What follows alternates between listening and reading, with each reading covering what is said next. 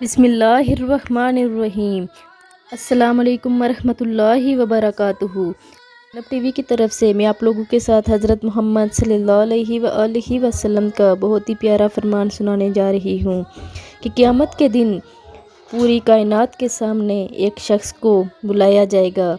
इसके सामने 99 रजिस्टर इसकी बुराइयों के रख दिए जाएंगे। हर रजिस्टर इतना लंबा इतना चौड़ा फैला हुआ होगा कि जितनी नज़र काम करती है हद तक होगा। अल्लाह ताला की तरफ से इसका सवाल होगा, इन बुराइयों में से एक बुराई का भी इनकार कर सकते हो मेरे निगरान फरिश्तों ने? कहीं तुझ पर जुल्म तो नहीं किया?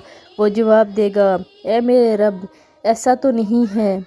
फिर सवाल होगा कि कोई गज़र हो तो पेश करो और कोई नेकी हो तो सामने लाओ। बंदा डरते डरते जवाब देगा, या रब, कोई गज़र भी नहीं और कोई नेकी भी नहीं।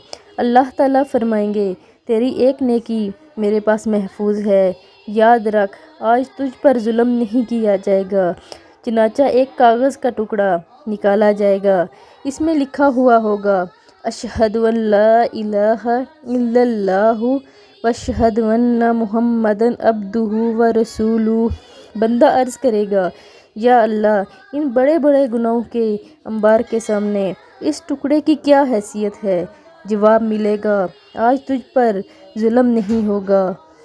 चनाचा गुनाहों के वो बड़े बड़े रजिस्टर तराजू के एक पलड़े में रख दिए जाएंगे और वो कागज़ का टुकड़ा दूसरे पलड़े में रख दिया जाएगा और उसका वज़न किया जाएगा तो वो कलमे वाला पलड़ा भारी हो जाएगा।